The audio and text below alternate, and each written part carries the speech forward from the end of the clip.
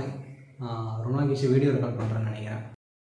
இன்னைக்கு காலைல ட்ரெயினில் வந்துட்டுருப்போ ஒரு வீடியோ பார்த்துட்ருந்தேன். அதில் வந்து ஒருத்தர் வீடியோ அப்லோட் பண்ணியிருந்தார். என்னென்னா, அவர் 6 மாதமாக வச்ச பிளானும், அந்த பிளான் எப்படி போச்சு 6 மாதமாக, அவர் எப்படி அந்த பிளானெல்லாம் எக்ஸிக்யூட் பண்ணார் அப்படின்னு சொல்லிட்டு அந்த வீடியோ எண்டில் வந்து கடைசியாக ஒரே ஒரு விஷயம் போட்டிருந்தாங்க. என்னென்னா, நீங்கள் வந்துட்டு அந்த ப்ராசஸை வந்து கடைசி வரைக்கும் பிடிச்சிட்டு இருந்தீங்கன்னா, அந்த இது வந்து நீங்கள் அந்த ப்ராசஸ்ன்றது வந்து உங்களுக்கு த்ரூ அவுட் த ப்ராசஸ் வந்து பர்ஃபெக்டாக இருக்காது, டெய்லியும் பர்ஃபெக்டாக இருக்காது.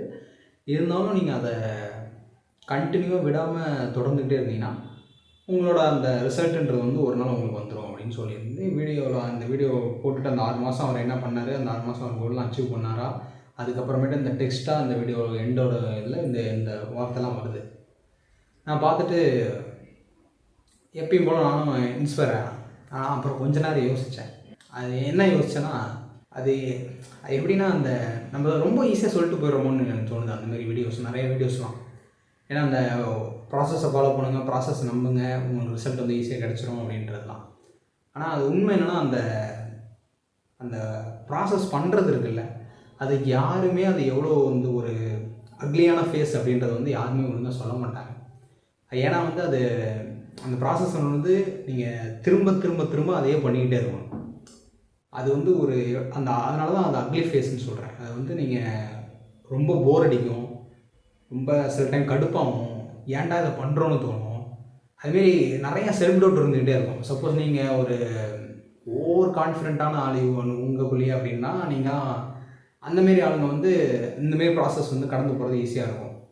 ஆனால் நீங்கள் நிறையா உங்களே செல்ஃப் டவுட் பண்ணுவீங்க அப்படின்னா, இந்த ப்ராசஸை கடந்து வரதுன்றது ரொம்ப கஷ்டமாக இருக்கும். வீடியோ போடுறவங்க வந்து அந்தமாரி ப்ராசஸோட அந்த கஷ்டமான ஃபேஸை வந்து யாருமே காட்டுறதில்லை. யாராவது ஃபாலோ பண்ணிகிட்டு இருந்தீங்கன்னா அவங்களுக்கு இந்த வீடியோ ஷேர் பண்ணுங்க. ஏன்னா அவங்களும் அந்தமாரி கஷ்டப்பட்டு இருப்பாங்க. அந்தமாரி ப்ராசஸில் இருக்கிறவங்க சொல்கிறேன், அவங்க அந்தமாரி கஷ்டப்பட்டு இருப்பாங்க. ப்ராசஸ்ன்னு என்னென்னா, அது ஒன்றும் இல்லை. இப்போ நீங்கள் ஏதாவது ஒரு கோல் செட் பண்ணி வச்சுருப்பீங்க, அதை நோக்கி ஓடிட்டு இருப்பீங்க. அதுதான் அந்த ப்ராசஸ்ஸுவாங்க. இது நிறைய பேர் அந்த வீடியோவில் சொல்கிறது என்னென்னா, அந்த ப்ராசஸை ஃபாலோ பண்ணுவாங்க. அந்த ப்ராசஸ் ஃபாலோ பண்ணுறது எவ்வளோ கஷ்டன்றதை பற்றி தான் நான் என்னாட்டி முடிஞ்ச அளவு நான் எக்ஸ்பிளைன் பண்ண பார்த்துட்ருக்கேன். அந்த ப்ராசஸில் இருக்கிறதே வந்து ஒரு இங்கிலீஷில் அதுக்கு ஒரு வார்த்தை இருக்குது, அன்சர்டனிட்டி அப்படிங்குவாங்க. அது ரொம்ப கஷ்டமான அந்த இது.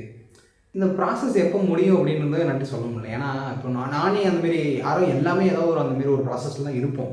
இப்போது என்னோடய வயசுலலாம் நான் வந்து அந்த டெஸ்டினேஷன்றது வந்து எனக்கு எப்போ கிடைக்கும்லாம் எனக்கு தெரியாது. இருந்தாலும் நான் ப்ராசஸில் இருக்கேன். அதனால் எனக்கு வந்து அந்த டெஸ்டினேஷன் கிடைக்கும் அப்படின்றது வந்து அவங்க சொல்கிறது வந்து அது ஒரு மாதிரி கஷ்டமாக இருக்குது ஏற்றுக்க. ஏன்னா நான் ப்ராசஸில் இருக்கேன்றாலையா அது என்னன்னு எனக்கும் தெரியல. ஜஸ்ட்டு இந்த இதை கன்வே பண்ணணும்னு தோணுச்சு, அவ்வளோதான்.